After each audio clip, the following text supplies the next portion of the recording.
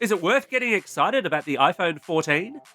And will Twitter users be happy about an edit button with limits?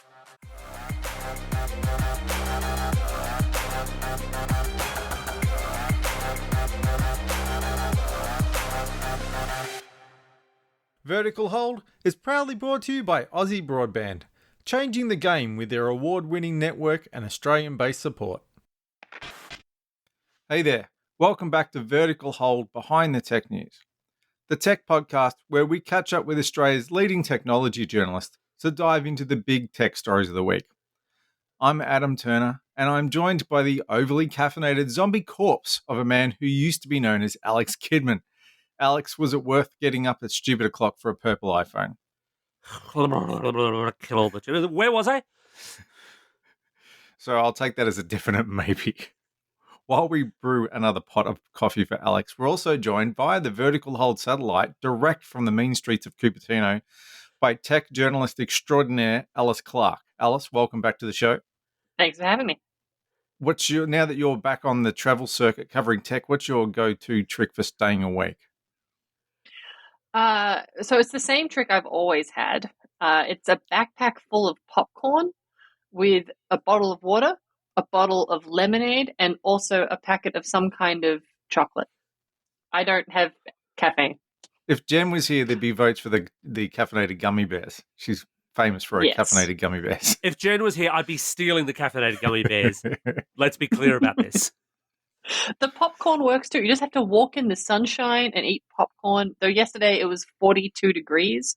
And so everyone I kept dragging on a walk with me would just like leave midway. And I can't fault them for that. That sounds pretty brutal. I wonder about the safety of crossing international borders with like a backpack full of white objects. But maybe that's just me. And a suspicious tan. Well, it's iPhone launch week and Apple's unveiled some other gear as well. Alice has had her hands on with that gear. But before we get into that, Twitter's also unveiled something new, an edit button for tweets. Alex, what's the story here? So the story is that after years and years and years of people saying they do want it or don't want it, and regular listeners will be aware that I'm not a big fan of the concept, Twitter is testing out an edit button, but it's an edit button with some really specific limitations in mind. You've got a 30-minute window to edit your tweet after you do it. You've got limited edits, a maximum of 5 for any one tweet. And critically, you have to pass 2 tests, or you will have to pass 2 tests once it gets out of their labs to be live. 1, you'll have to be a Twitter Blue subscriber. And 2, at least, for their first launch market, you'll have to be in New Zealand. That's a long way to fly just to fix a mistake in a tweet. Look, it is... Sometimes worth it, though. Yeah, we came so close. The Twitter Blue thing is key here because Twitter Blue only exists in 4 markets. It's US, Canada, Australia, New Zealand. And they said that they would launch in a country when they announced this first late last week. And then they clarified that to say, that country is New Zealand. I kind of figured we were a 50-50 chance because they want to trial this. They're not going to throw it straight at the US and get lots of criticism. So they were going to throw it at one of their smaller markets, but the Kiwis beat us to it. Not sure how I feel about paying, $6.99 a month for Twitter Blue just so I can fix my screw-ups? Yeah, it's a pretty big ask. And I've got some issues with that as well. And to be fair, they've said, look, it's going to be Twitter Blue at first. They're going to trial it in New Zealand, then roll it elsewhere based on what people do with it. But that pricing is kind of key. Now, Alice, I know you're quite keen on the Twitter. Would you lay down $6.99 a month to be able to edit some of your mistakes? If you on make the them? one hand, no. On the other hand, yes, absolutely. Every single time I do a tweet and that gains any traction whatsoever, I'll have a pleasant 5 minutes of thinking, well done, I have made a good statement. And then I'll suddenly see the autocorrect typo or that I missed a word or they put in completely the wrong word. Or as I send a tweet, the final word will autocorrect as it goes. Oh, yeah. And it's just like, no. So on the one hand, I would love to be able to edit my own tweets. I can't spell. On the other hand, I don't want other people to edit their tweets because I saw what happened on Tumblr when you could edit your posts. You still can. I saw what happened on Tumblr when you could edit other people's, like when you reblogged somebody else's post and you could edit their post. They bullied John Green off Tumblr through editing. I don't know if we want that in the hands of Twitter where a bunch of wannabe dictators live. That doesn't seem like a good idea. However, I hope Elon Musk is very happy with what his $44 billion have bought him. Yeah, there is something also that feels almost a little bit elitist to me about the whole thing, in that um, I tend to view Twitter as being that vast public square, and I agree with you, Alice. It does have that sort of problem that, as with any vast public square, you will get a large number of idiots standing up on cardboard boxes screaming into the night. But I tend to think if you're going to have that kind of feature, it perhaps should be open to everyone. I think I'm less fussed though about the autocorrect thing, because most of the time, not all of the time, but most of the time, they're just stupid. You rarely mean to say that you are ducking angry, for example. But most of the time, they're pretty easy to explain. I guess where editing could be more useful is where you actually type something that comes out the wrong way, that actually has a completely different meaning. But that opens that whole can of worms about then flipping the script and getting people to agree with a statement and then changing it subtly so that they're actually agreeing with something that's horrible or racist or sexist or any of these other things that spread like wildfire on the internet, because it turns out that people are awful. It's something that can be used mostly for evil, I reckon. Like, I think it can do more harm than good. Like, the good it can do, you make a little mistake. Oh, that's nice. I feel slightly better. The harm it can do. Imagine if this happened while Donald Trump was on Twitter. And now imagine what Elon Musk is going to do with this, and other people of that vaguely unhinged but rich enough that people think it's cute sort of level. Now, to be clear and to clarify, there appears from what Twitter has shown from their labs, there is a little thing that says when it was last edited, and they say that there will be an edit history in there. But we all know people often barely read the headlines, let alone the story, before they comment. People are going to react to whatever gets edited. So yeah, if I said something completely innocuous and sane, like, eggplant is evil, then obviously all like-minded right people were going to agree with that. But if then I flipped it around to something ridiculous like eggplant is delicious, they'd be agreeing with a statement which is obviously scientifically wrong. I think with all of these kinds of features, you have to weigh up how good is the good that it does, and how much harm will the harm that it can do, which is a very poor way to structure a sentence. And if I had Twitter, I would edit it. However, you have to weigh the feather against the soul. And in this situation, I feel like the harm will be greater than the potential good. Well, we've survived, nearly 15 years without an edit button? Yeah, also, no one subscribes to Twitter Blue, so we should be okay. It's just the NFT weirdos, and no one talks to them. But aren't they the exact type that are going to abuse this? Completely. Look, it's not good. It's just going to happen. So, Alice, you were there in the Steve Jobs Theatre. I was here in Sydney in the middle of the night watching Apple unveil its new devices at its Far Out event. Now, we talked about what we were hoping to see at the show on last week's episode, and then they went and released, well, basically new iPhones, new AirPods, new Apple Watches. Let's start with the iPhone 14, which, as expected, is the 14, and then there's the Pro models. With the regular 14, was there much there that excited you? Is there much that you've been able to kind of see on the ground that people might not have picked up from what Apple's already said? I haven't spent a lot of time with the vanilla iPhone 14, but I have spent a lot of time with the iPhone 13 Pro Max, which is basically what the iPhone 14 Plus is.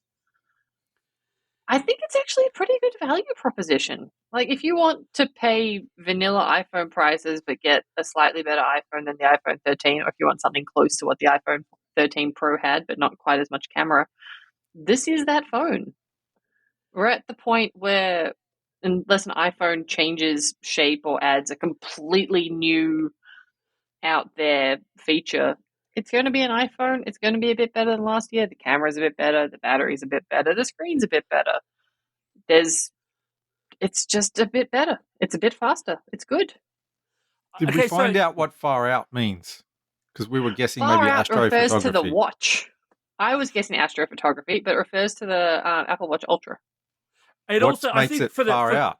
for the Adam, before we get on to that, because we Yeah. will get to the watches in due course, and I think it also refers to some of the stuff you can do with these new devices. But I just wanted to clarify for listeners who might not have caught up, the Plus that you're talking about, that's the bigger regular iPhone 4 as distinct from the Pro model, yeah? Yes, so the Plus, it has a 6.7 inch screen instead of the 6.1 inch screen of the regular model, which brings it in line with the size of screen of the iPhone 14 Pro Max.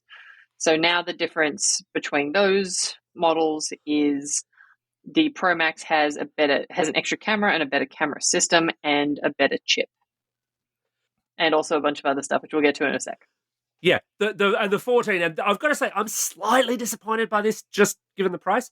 The 14 and the 14 Plus have the same A15 Bionic that you got in last year's phones. They're still fast because the A15 Bionic's a bit of a beast, but it's same. It's level pegging as opposed to the Pros, which have got the A16, the newer faster chip.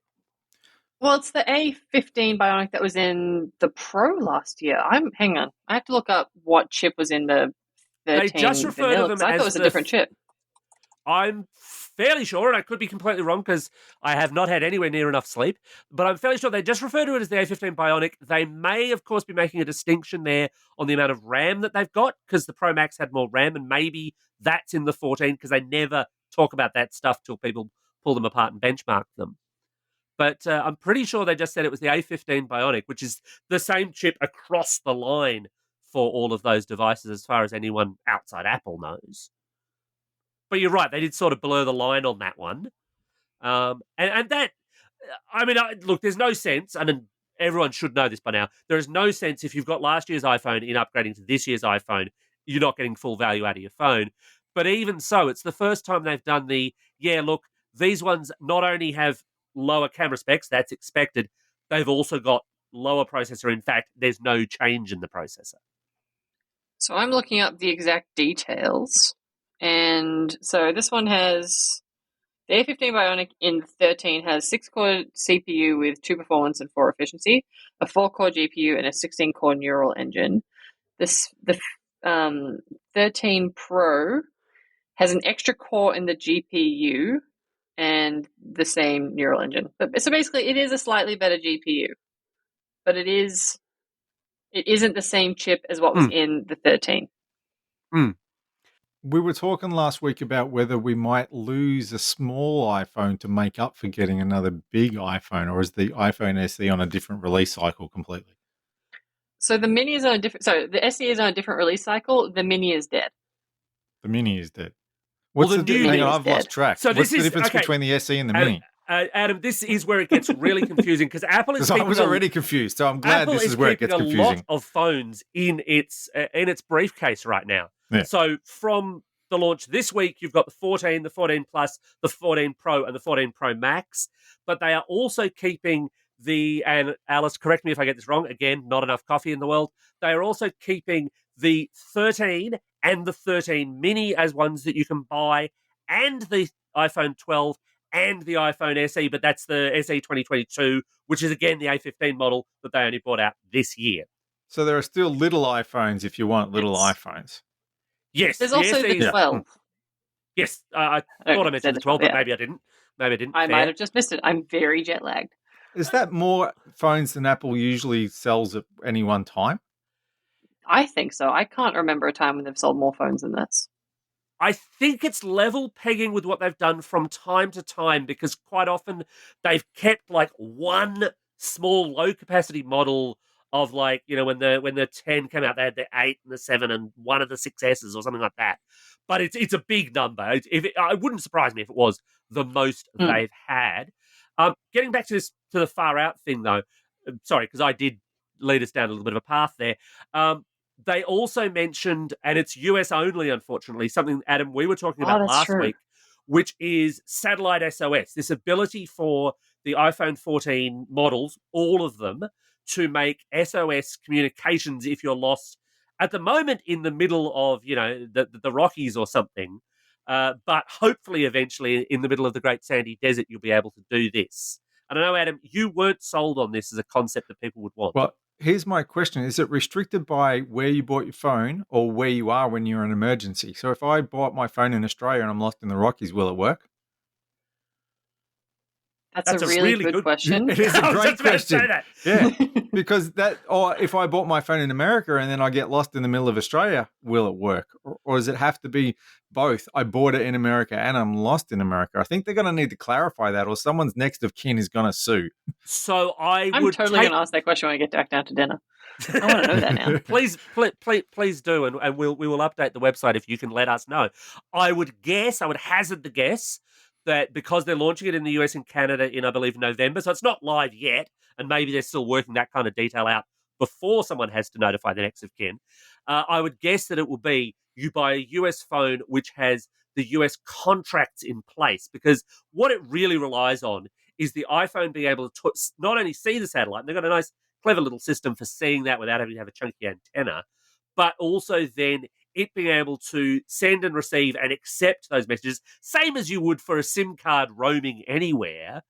But they've also got this kind of interesting setup where if the data transmission is not going to go through well enough, they will take it over to contact emergency services for you. And I'd imagine that needs a lot of back engine stuff as well. So my guess is you'd need a US phone bought in the US on a US contract roaming in Australia. I can't see why it wouldn't be able to see the same satellite constellations, though. I can see why you wouldn't be able to do it outside America, because on the graphic, it said that what happens is you send a text to emergency services, and if that emergency service doesn't accept text message, your text message goes to an Apple support center where they will call emergency services on your behalf. And I would be surprised, like maybe they can't call emergency services outside the US or Canada. Or they'll call emergency services in Brooklyn when you happen to be in the 50k stuck outside of Wagga Wagga. It's not going to be that useful. Yeah. So I think that's why they're limited, because they have the office set up in these places to call these emergency services. And maybe that's like a regional thing, because they have to have a deal with those emergency services to say, yes, I will allow your random satellite phone to text message me. Sure and fair. We also, of course, got new Pro phones, and we actually had a reader request for a little bit more info on this one, because they've done away with the notch in favor of one of the silliest things Apple's ever named a product or service, the dynamic island. Alice, why am I going to want to go live on a dynamic island? It is a really dumb name, but it is actually really cool. So what it does is it takes the notch, and instead of being a notch anymore, which is attached to the top, it turns it into a little kind of separate pill, or an island, if you wish to call it that, which has the camera, and then the depth sensor is under the screen. And instead of just having that be a dead zone, what they've done is they've made it be a part of the notification system and other things. So if you have a timer going up the top where that dynamic island or pill is, it will count down the timer and just make it look as though it's part of the screen. If you're playing a song, it'll have the album art and a bit of information about that. If you're playing a song and have a timer going, it'll have the album art and then a little timer in the corner. And it just looks really cool. It is a neat little animation. I'm just trying to picture this. The black area, because I'm looking at my iPhone sitting in front of me now. Mm. Right now, it's got a black area up the top, the notch, and nothing can happen. That always stays black because it's got a camera behind it. You telling me that the notch, what was the notch, can now display something yet still let the camera through behind?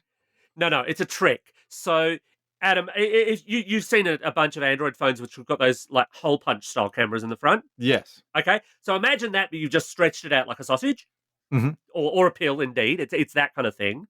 And the way it appeared to me, and Alice, feel free to jump in if you've got more detail. The way it appeared to me is basically they have structured the animation for the notification blind or the notification for apps, which can be different shapes, which is quite cool, to mask the fact that it's there. So it's not actually a screen in itself the way it is like on the Z Fold 4, for example, where the camera is underneath the screen.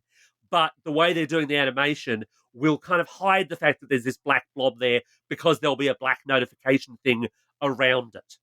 So it's like painting. Yeah. Yes. It's like painting over a floor in your wall to hide the crack because the paint is all the same color. Redoing a tat. Yeah, It's like all Got the backgrounds for like the iPhone that used to kind of have the color get progressively darker as it got to the top. So it didn't hide the notch in any way the ACCC would be upset about. You just didn't notice the notch as much. Yeah, that Yeah. makes sense. it's. And I mean, it is. but It's it makes clever it coding. fun. Hmm. Like, Yeah. I really enjoy it. Like, that was the thing I played with a lot and actually went back to play with it again. And it's going to make people want the Pro more than the 14. Like, if you didn't really care about cameras or gaming, there was no reason to go for the Pro over the regular. But this is going to become a bit of a status symbol. People are going to enjoy the way it looks. Like, I want it. I'm fairly certain once my wife sees it, she's going to want it instead of the regular 14 model, and it's just going to get people to buy slightly more expensive iPhones. Well done, Apple. They're also I going like to it. smudge up. They're also going to smudge up that selfie camera. Something rotten touching it all the time. Though. Oh, yeah. Well, so you don't touch directly where selfie camera is. You touch slightly to the left to embiggen the music or whatever else it is. But I like it so I have much. I It's have so clumsy good. fingers, and I'm sure I'm not alone. I'm going to touch the selfie camera. Maybe that's just True, me. but my selfie camera is already always smudged anyway because I play with my phone too much. So, Alice, Apple always adds a few little bits and pieces to make it more interesting. But what's missing here? What did you want to see that they haven't delivered? Well, I wanted astrophotography. Like, I didn't really care about it before I saw the far out thing, but I Yeah. became really invested in it the more I thought it was coming, and I wanted that. But I wouldn't mind a folding phone, but beyond that, like, it's an iPhone. It's good. It does the things I want it to do in the way I expect it to do them. Like, we're what, 16 years in now? No, So, not 16. are they going to How run many into years is it? trouble? 15, I think. Yeah, about. lot. Are they We've are they been going doing to run this too into long. trouble? Because they're still Hmm. selling a shed load of them, aren't they? Even though they're not that different to the year before. So, are they going to reach a point where they're going to have to do something, or can they just keep doing what they're doing? Eventually, they're going to have to fold because Samsung's taking the market there. But it's the same with all phone brands. Either they're going to get the world's fancy. Like, every year, it's just our camera is better, the battery life is slightly better, the screen is brighter now. Cool, that's good. Like, because I have a 13 Pro Max, it's not a big a difference. But if you have an iPhone 11 or an iPhone 10, this is huge for you. Yeah, it makes that difference when you're doing that jump. There are a couple of things, though, one that I would have liked to see, and one that exists but not for Australians, which annoys me. So would have loved to see USB-C because, let's face it, they've got it across iPads, they've got it across MacBooks. It's everywhere else Next but year. Lightning. Yeah. But we say that every year, and they still haven't done it. Europe has made it so it will be next year. Europe has decided for them. Europe has voted. Yes. For the US, they get an eSIM-free model, which you may or may not care about. But, and again, this is in response to a listener query about it. They get a millimeter wave 5G model, and we do not. And this has been like the last 3 years that Apple has said, "Oh, look, well, maybe next year." And every single year I ask them about this. And the past couple of years, they said, "Oh, well, there isn't really a millimeter wave 5G in Australia." Well, I'm sorry, Apple, there is. It exists. And yeah, it's not super widespread, but you are selling a premium phone, and you even make one which has the necessary bands. You're just not selling it in Australia. We're getting a worse iPhone, and I think that sucks. Yeah, I didn't know about that, and I'm pretty upset about it now. That sucks. I'm sorry to have upset you, but it was one of the first things I went and looked for because it's... And I will admit, this is a personal bugbear, and a lot of people will not care. Sub-6 5G will be enough for them. I just tend to think, if you're going to say, hey, this is a premium flagship phone, make it a premium flagship phone when your competitors are offering millimeter wave. Though I am glad that we aren't eSIM only. I like a physical SIM. I like to be able to know that if I so chose, I could walk into any Woolies and buy a SIM card and put it in and have a burner phone for a minute and then take the SIM card back out again. I'm not going to do that, but I like the option. What you do on the weekends is up to you, But Alice. like, everybody should be able to have that option. eSIM only feels a little bit too tracky to me. Yeah. Or pulling the SIM out of your phone because you want to test another phone. Well, yeah, and that's the sticking main it back thing that I actually want it for. I like to be able to There's that move too. my SIM around, but I don't feel like that affects many other people. That's a tech journalist, yeah. Yes. I think that speaks, though, to the fact that the US market is so homogenous. It's so many. It's such a small number of competing carriers, where here we've got a ton of MVNOs who are not yet eSIM ready for whom that would be a genuine problem. It might even be an ACCC level thing of, well, hang on, you're releasing this thing that these carriers cannot sell to. That could get real interesting for Apple. So the eSIM thing's interesting, and I think it's very much Apple saying, we know what's best for you. You know, I've been doing this long enough. I can remember when they got rid of floppy drives and people were aghast. So I suspect it's going to be the way of the future. On a related note, bring back the CD-ROM drive. I'd accept a DVD drive, but I want a disc drive. In the iPhone? Bring it back. That's a big iPhone. I would take it in the iPhone. At that point, that's a Discman. But I just want more discs in general. Make it happen. Big screen. Well, okay, so if we're talking discs and Discman, we should probably briefly chat about AirPods Pro second generation. Probably the smallest thing, not just physically, but I suspect in terms of interest for a lot of people. Alice, I know you're a lady who's super keen on high-quality audio. Was it time for AirPods Pro 2? I think it was, mostly just because, as we all know, because AirPods are true wireless headphones, and all true wireless headphones have a roughly 2, maybe 3-year expiration date on the batteries if you use them all the time, because their batteries don't last long. It's a good reason not to buy true wireless headphones if you have to pay money for them. I actually did not think we needed new AirPod Pros until I listened to the new AirPod Pros, and the bass response is just that much better. And the noise cancelling, even though it did not completely cancel out the voice of the person speaking in front of me, the noise was much more cancelled. I did not hear as much of the crowd of the big hands-on room as I usually would. I'm glad they kept the stems.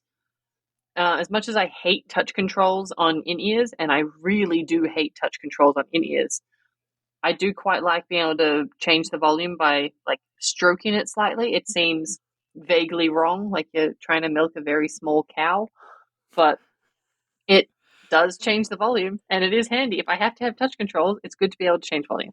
So why don't you like touch controls in earbuds? But so you're saying you 'Cause like they touch suck. control on big... I hate them worse than Alice No, does, I to hate be touch honest. controls on headphones. No, touch so controls on even headphones big are bad. cans, you don't like, but you don't even like touch controls on Buttons. big cans. Give me buttons. Give me something Yeah. physical to hit. But particularly on in-ears, I always have to adjust them, because if you're chewing, if you're moving your head around a lot, they start to fall If you're out. running, so I have to push them back in a lot. And every time I push them in, I pause the music, I change the song, I somehow ruin it. I hate that. Yeah. Same with over-ears. I was on a plane with the Momentum 4s, and I just kind of adjust them on my head to make them a bit comfy because they slip down, and suddenly I changed the volume, changed the song, and went off noise cancelling. I don't want that.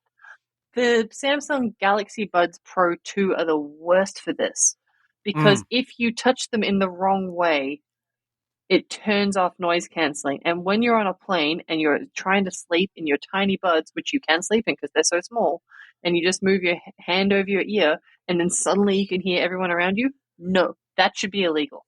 When I am emperor of the universe, touch controls on in-ears will be illegal. That said, on the AirPods Pros, it's on the stem, not on the bulb, so it is a bit easier to adjust them without accidentally ruining everything. So when you are elected Empress of the Universe, will everyone get personalized spatial audio? Probably. I didn't get a chance to test it because, oddly enough, when you are in a giant room of people and everybody's fighting to touch these devices, literally elbows were thrown. You want to be first on those Gently. buds, by the way. Oh, you do, and I was. You don't get to test out personalized spatial. However, I'm a huge fan of all kinds of personalized audio. Everyone's ears are different. As you get older, you will lose certain frequencies. So being able to customize your audio experience for your ear shape and your hearing capabilities, I think is wonderful. And if it works, there's no downside to that. Spatial audio is one of those things where to some people it probably seems amazing and to other people would seem a total gimmick. Where do you sit on that and why? I sit on the side of it depends on the song. So to pip it out for a moment, I actually did a story for the Oz voz.com.au recently on how spatial audio works and why. And I spoke to some audio engineers who did it, and I listened to a lot of music and tests for it. And on some songs, it's just a completely pointless gimmick. And on other songs, it just gives you such a better sense of space and place. So there's like an unyoked field recordings playlist or something, and half the songs on it are not that great. But what the audio engineer did is he went out to the cabins where the artists wrote the songs and recorded the soundscape from around these cabins of the nature of the birds, of a fire crackling. And I've stayed at one of these cabins. And when I listen to these songs, I'm immediately transported. Like, you close your eyes and you are there. You can see the bird to your right. You can almost smell the fire. And it just, I love it. I think it's incredible. I think it makes more sense for movies and TV shows. So, like, particularly with head tracking. So you move your head and it stays, the voices stay where the actors are, and you can hear the things overhead. But anything that makes music more immersive and anything that gives artists more tools to play with to create the kind of soundstage that they want, I am all for. And so, yeah, another good example of this is Billie Eilish's Therefore I Am. Like, I feel like the percussive effect and the disorienting effect is really, really cool. When you hear a song that does it well, you'll get it. If it's a total garbage in, garbage out thing, and I'm not talking about the band here. If you've got a good quality, well mastered thing that works well with it, it's amazing. It can you can get that concert effect as well out of certain tracks. But if you've got a lower quality thing, it's either just not there at all, or can sound really odd to my ears, at least. Can sometimes sound a little odd, a little alien, a little detached, maybe. Part of that is take it as you find it then. Yeah, part of that is because it's so new, and a lot of audio engineers just don't quite know how to do it or what to do with it. They're given this tool and they don't know how to do it. But if you find someone who's really played with it and really gotten it, gosh, it is just such a magical experience, and I highly recommend it. Is it applied to things like podcasts? Possibly, if you're willing to put in the effort. Because I had an interesting experience about a month ago, maybe, where I was listening to this podcast before it was released. So rather than listening to it through Pocket Cast the way I normally listen to it, I think I transferred the file onto my phone and then was playing it in QuickTime on my phone or something like that. And I had it on AirPods Pro and I was taking the dog for a walk. And I realized as I was listening that it was applying spatial audio to it because I was not playing it as a normal podcast, but because I was playing it through Apple's app. And it was actually amazing. It opened up the sound because as I turned my head, the people stayed in the same place. It felt more like the speakers were there in front of me and around me. It gave it a much more wider soundscape, which is something I never would have thought you'd even apply to a podcast. But when I heard it like that, I thought, I wonder if this is something that other people do, or is it just a weird one off the way I loaded it? That would be cool. I have no idea what the answer is. It was pretty cool. I'd be interested to see if anyone else tries it. But yeah, like the AirPods Pro 2, like going back to the AirPods Pro 2, Generation 2, they're still just called the AirPods Pro. Yeah. I was really impressed with how much clearer the transparency mode is. Yeah. Like, you couldn't even tell you were wearing them, which I think is really, really helpful, because sometimes transparency mode is a bit hit and mix. Is that the adaptive or is that just the general quality of transparency mode? So transparency mode now, unless you turn off the adaptiveness, is always adaptive on Gen 2. So if somebody made a really, really loud noise, that would have been turned down. However, I find that on some headphones, when you're wearing them on transparency mode, it just sounds like somebody put a microphone on them and you're now hearing everything so loudly all the time, which I think must be what it's like for a lot of hearing aid users. But with the new transparency mode, it just sounded like I wasn't wearing headphones. And I think that would be really useful if you go into a cafe to order. You don't have to take them out. If you're on a plane and somebody comes to offer you food, you don't have to take them out. Given it's also got that audio, like hearing accommodations, audio accommodations, I can't remember what it's called, but where you can use your phone as a microphone so you can hear the teacher speak in a loud auditorium if your hearing's not great, or put it in front of somebody at a restaurant so you can hear them more clearly. I think that might be a bit better so you don't feel quite as isolated. Yeah, I think new transparency mode, if transparency mode is something you care about, so far, obviously this is not a review, I have only spent like 5 minutes with it, but so far it is much improved in my experience. It feels like this is an area where Apple did need to play a little bit of catch up with the way that some other brands were doing things like transparency and active noise cancelling. But from what you're saying, it sounds as though they have caught up and in some ways exceeded them, which sort of feels like the reverse of the final thing or the final set of things that they announced, the all new Apple Watches, where it's a category they've sort of, they didn't invent it for sure, but they've certainly led in it. And they led out with the Apple Watch Series 8 and a weird story about a guy falling headfirst into a garbage truck.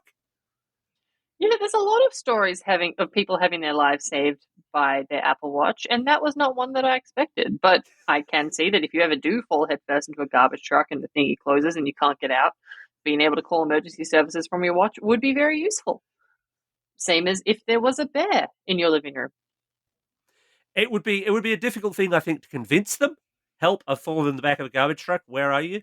Well, it picked me up here, but we've picked up 15 bins since then. I mean, I don't know how you He's do in that. Atlanta. I don't think that's the weirdest thing the emergency services would have heard that morning.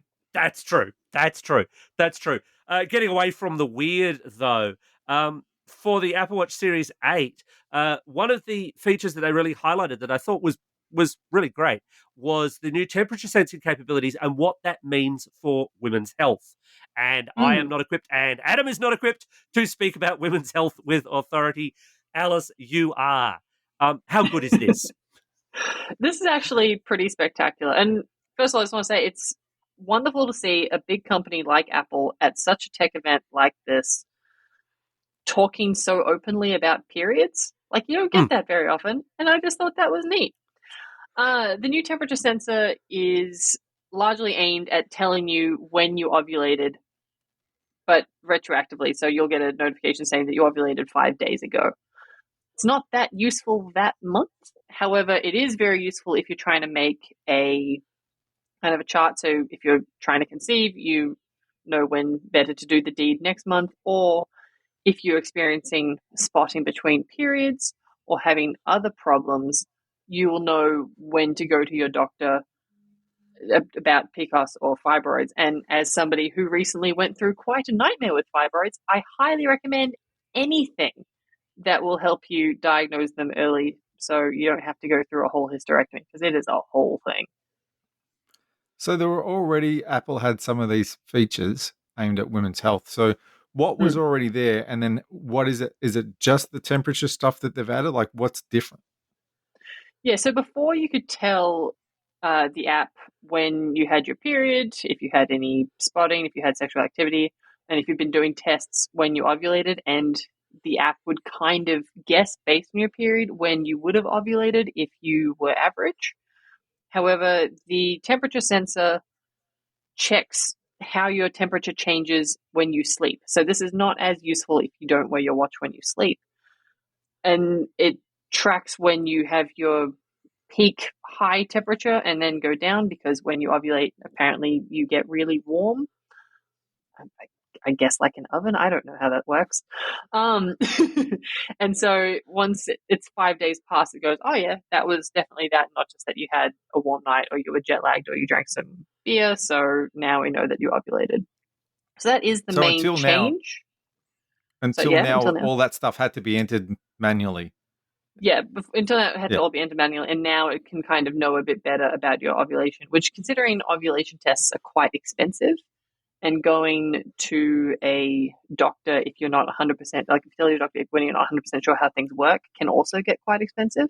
Having that kind of data will potentially save people quite a lot of money and also alert them to problems early on, which is fantastic. Now, one thing that I did find really interesting about this announcement is that all through it, they were really, really reassuring people that all of this is processed on device. Apple has no access to it. We can't send it to anyone. It's encrypted end to end. Only you and anyone with the password to your phone and your physical phone can see it, which obviously is in response to American abortion bans and the fear that period tracking apps are going to report you to the police because they think you've had an abortion, which is horrific and is absolutely a thing that's going to happen.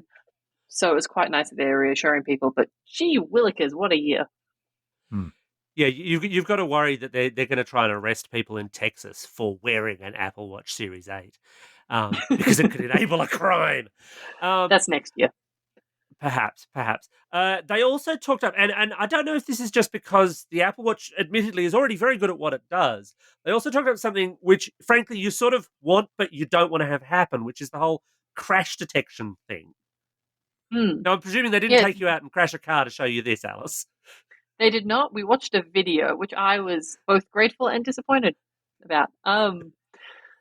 This year, Apple's theme was kind of things that you never want to have to use, but will be very helpful. So they're being able to contact a satellite and having car crash detection. I think I could probably detect when I was in a car crash. However, having a watch being able to do it, and also it's important to note all the iPhone 14s, and then being able to call emergency services is quite handy. I used fall detection last year in one of my famous randomized double-blind real-world drop tests when I crashed my bike and found out how it worked. And in the case of a car accident, if you were unconscious or if something was pinned, having your watch or your phone automatically call emergency services would be very handy. And will that work anywhere? Does that only work in America, or will it work here? No, it's got a gyroscope and an accelerometer, and it's trained on 1 million hours of driving data and tested against 4 different styles of car crash. And if you crash, and preferably also if your airbags go off, because that helps with the barometer sensing it, it will come up on your watch and say, it looks like you've had a car accident. Would you like us to call emergency services? And it counts down a minute, like on fall detection. And if you don't respond, it will call emergency services and alert your emergency contacts. So have they actually clarified that for Australian use? That's the thing. They haven't clarified it for Australian use, but I'd be really surprised if it wasn't for Australian use. I don't see any reason why that would be geolocated. It doesn't need the Therapeutic Goods Administration to sign off on it. It doesn't require any extra connections. It's just sensors that are already in the device. So fall detection works here and can call emergency services? It sure does. Well, then Alice is living proof, so I guess, yes. So I guess that's the case. Speaking of falling and bumping and doing terrible things to Apple Watch, they've also got a new one that you can, and they sort of encourage you to do terrible things. It wasn't the Apple Watch Pro that everyone expected. It's the Apple Watch Ultra. Alice, why should I get out running, climbing mountains, and diving into the deepest lakes with this thing? Because it's designed to. It is designed to survive so many things that you could do with it. I recently reviewed the Samsung Galaxy Watch 5 Pro, and my whole takeaway from that was, this is so amazing. I'd be willing to give up my Apple Watch for this. In fact, I will give up my Apple Watch for this. This is so great for cycling. I love it so much. The big screen, the 2.5-day battery life. This is wonderful. Apple better do something that's just as good as this. Apple destroyed it. If it's as good as it says it is, if it does all the features that it says it has, and I have no reason to believe it doesn't, but I also have no evidence that it does, this is going to make Garmin and Sunto very, very nervous because it's so good. It's got a really big screen. It's 49 millimeters. It's quite thick. It's 10 grams heavier than the regular sized Apple Watch. And yet it is so, I just keep saying it's good. It has all the same sensors as the regular Apple Watch, but it has an extra GPS sensor. So it has L1 and L5 GPS, which means it is very, very accurate, which means it can set waypoints for you. So if you are hiking, the moment you leave cellular and Wi-Fi communications and it sees that those signals are getting weaker, it'll automatically set a waypoint for you and remember the route that you've taken so it can guide you back to that waypoint. You can also set waypoints, an unlimited number of waypoints around the world. So if you are on holiday somewhere and you like a particular place that you found, you can set a waypoint there. And then next time you're in that country, you can find your way back to that waypoint and find that beautiful waterfall again. Apple Watch Ultra can help me find a pub. Excellent. Look, if that's what you want to find, it can. But this thing's twice as expensive as a normal Apple Watch, right? It's like starts at $1,300. Am I right? It is $1,300. There's no starts. There's one model. It's got Okay. GPS and cellular. It's got all the things. Is it But twice it's as good as a actually normal iPhone? it's iWatch? quite as good as Apple normal Watch? Apple Watch.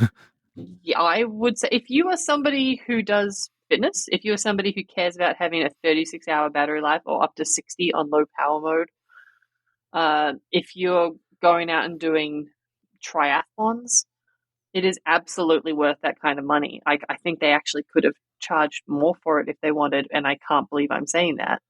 But if you're looking at the high-end Suntos and the high-end Garmins, which is where this is aimed at, this works as a dive computer if you only like recreationally dive 40 meters, which sounds like a lot, but apparently it's not a lot, and that's a recreational scuba thing, and it's not to be used as a safety device. But you can use it for that. You can use it in minus 20 degrees. You can use it in plus 55 degrees. Like, So it has typical twice the Australian battery life. temperatures. Yeah. Yeah. But you're right. Those high-end Garmin and Sunto watches run, I think, off the top of my head, maybe only like $100 or $200 cheaper than this thing, and it is significantly more capable. They are absolutely shooting for that high-end fitness market. If you want an Apple Watch, generally, I don't know that this is the Apple Watch for you unless No. you've really cashed up. Some people will be, but if you want that fitness experience, if you want that absolute high-end tracking experience, then I can totally see the appeal. One point to clarify, and again, this is just something that someone passed back to me as a query that Apple hasn't made 100% clear. It's got new ultra durable bands, and again, that makes sense because it's meant to be their ultra durable watch. There's the scuba diving one, the one for ultra running, and the rock climbing one. The one with like a little hook thing. Yeah. But will it take a regular Apple Watch band if you're an existing watch user? Because it's bigger. Yes. That was my first question. It will absolutely take the one for, I think it's like the 45 mil. It will take those watch bands. So my entire watch band collection will still be compatible with this watch, and I am very happy. I am a little bit disappointed. Like, it's got a lot of new features for running, a lot for diving and swimming and triathletes, but nothing new for cyclists. I want more cycling stuff. I would really like it if you could get workout data and also see a map. Like, I think that would be very helpful for cyclists. But I also wish you'd be able to, like, in running, you can compete against routes that you've done before against yourself. I'd really like it if you could do that in cycling as well, and also share it with friends. Basically, I would like it to be Strava. That's what I was going to say. But I guess Strava does already exist. That's never stopped Apple before. That's true. No. That's true. And it will not stop Apple again. Eventually they're going to get there, I think. But I think it's a really good... If you are somebody who loves watches and loves fitness watches, $1,300 is something you're going to say, oh yeah, that's fairly reasonable. To mere mortals who don't use these kinds of things, it will seem super unreasonable. But if you are in that kind of market, this is actually pretty good. There's one feature on it, actually, that I really, really hope that next year they throw onto the regular Apple Watch, and this is going to sound small and simple and stupid, but it's the big orange friendly button on the side. I love the big orange friendly button. I'm disappointed that you can't customize it for more things. It is mostly just for, like, workout stuff, and mostly for workout stuff. That's exactly what I want it for. Runners. It's exactly what I want it for. I have one of the watch faces that lets me quickly activate a workout, but if I could just go, button, I'm doing it, heaven. But I don't know that I could meet the asking price. And frankly, my own fitness routines are not really up to what this thing is doing. It'd be overkill. That sounds like Apple conceding that the original Apple Watch design wasn't perfect for all uses, which sounds very un-Apple. Like, normally you're holding it wrong if it doesn't have a I'm button. sure they wouldn't phrase it that way. Yeah, the original was perfect. This is more perfect. But so it's specifically for sports activities or something where you basically want a quick launch. Yeah, so it can quick launch a workout. It can start another lap. It can, if you're doing a triathlon, it can switch you from swimming to running. It can also start a stopwatch. It can start a waypoint if you set it as a hiker, and it can also turn a torch on and off. So, but you can only do one of those things at a time. You have to pick it. I assume eventually they're going to have a single press and then a double press or whatever, but at the moment it's just one at a time. Could you fit that button onto the smaller one? Is it only there because it's an actual physically larger watch? There's a huge I amount don't of see space why on the you side. couldn't. I mean, I don't know about the internals. I suppose there might be some challenges with the way it does like water ejecting and stuff, perhaps. But Apple has some reasonably smart engineers, I'm told. So It get should be to it, doable. Cupertino. Make it so. They still haven't worked out how to make it so you don't lose the Apple Pencil every time you put it in your bag. I don't know. But That's because they want to yeah, sell more Apple Pencils. that's true. the plan. The orange button is fairly flush with the rest of the watch. What's interesting is that the digital crown and the button next to the digital crown are hugely raised. Like there's an extra, 3, maybe 4 mil? No, not that much. There's a lot of, it's very raised. I don't know how to measure things, but it's quite a bit of extra chunk. But it looks good. But it is definitely not for the small of wrist. Is the button on the left-hand side or the right-hand side? So the orange button's button on the left, is isn't on it? the Yeah. opposite side from where the button that's currently there is now. And some people will wear their watch on different sides, and I don't know how to say left or right. That's a very, very good point. But it's on the opposite side. Because my the wife non-digital finds crown that, side, yeah, basically. Yeah. My wife finds that, I think it's because I've got a very old Fitbit and she got rid of hers and she has an Apple Watch now. And one of the reasons why she didn't like the Fitbit is because when she bent her wrist, she could push the buttons somehow with her hand. And so she would stop it in the middle of a workout and it drove her crazy. Is this Did she button consider on moving the it side? slightly down her arm? I think she tried all of that and in the end she was happy to go to an Apple Watch, I think, anyway. But it was weird because I had the same watch and it never happened to me. So if I had this watch on my left hand, which is where the arm that I think most people tend to have their watch on, would the orange button be on the side where my hand is or on the side where my elbow is? On the side where your elbow is. On the opposite side from the digital crown. Yeah. All right, so you wouldn't be able to really press it by accident by bending your hand because it's on the other side of the watch. Really, really good contortionist. At this point, you've broken Not your unless arm and you've something's got bigger gone problems. very wrong. Very wrong. And then the crash detection comes in again. Yeah. To get to your point about it being chunky, I thought that was because that's for when I'm personally climbing Mount Everest and I've got gloves on, isn't it? So that they're more easy to adjust. I thought that was their reasoning. But I feel like raising up the button, even though it's just raising the platform of the button itself is not raised. So I don't see how that helps you with gloves. I can see how the extra coggy, teethy, notchy bits on the digital crown would help you with gloves, but yeah. I suspect when I'm climbing Everest, I probably don't want lots of functions, and maybe I get that ready beforehand. It's probably just better than an existing Apple Watch, which would freeze anyway. Look, I ride my bike with gloves on because I ride quite a lot, and Melbourne is cold. And I do find that I don't have that many problems with pressing the button. I just have problems with pressing the screen. I don't see how this is going to help that. But it is nice that they have made it with gloves in mind. I think that's cool. Well, that just about wraps up yet another episode of Vertical Hold. Thanks to Alice for joining us. Thanks so much for having me. And we ask this of you every time you're on the show. The Vertical Hold 3 questions of doom. I will ask all 3 and you may answer them in any order you like. Where can people find you on social media? Where can they find your work online? And our current big contentious question, what's the worst TV program you've ever watched? Okay, so on that last one, it would be much better if I had a little bit more time to think about it because I do have an even better answer than my current answer. But this is the one that comes to mind, and I'll get to that at the end. First of all, you can find me on Twitter at AliceDKC. Secondly, you can read my work at theoz.com.au and Gizmodo. Those are the 2 places where most of my Apple event stuff will be going, but I also do stuff for Finder and a bunch of other people.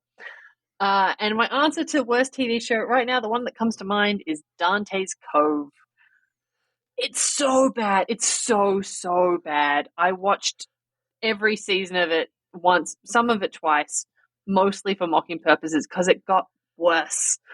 It was about a bunch of young, attractive, queer people who go and move to a town, but then it turns out there's supernatural stuff going on, but not in any way that makes sense. I think there were witches and the devil. And in season 1, Stephen Amell, the guy who played Green Arrow in Arrow, was there, and he left at season 2 because in season 1 his character was straight, and in season 2 he was going to be gay, and I'm not sure if Stephen Amell, that's why he left, but season 2 his character was gay, and Stephen Amell wasn't there anymore. And back then he could act and no one else in the show could. And it's so bad. Don't watch it, but it's also incredibly terrible, and you should watch a trailer because it's so hilariously bad. It was made for $5. The joy of Don't hate do it. watching, clearly. And as always, if you want to catch up with the Vertical Hold crew, you can catch us on Twitter at VerticalHoldAU, on the Vertical Hold Facebook page, or at verticalhold.com.au. And thanks everyone for listening. Don't forget to tell your friends about us, tell your enemies about us, and help us spread the good word in 2022.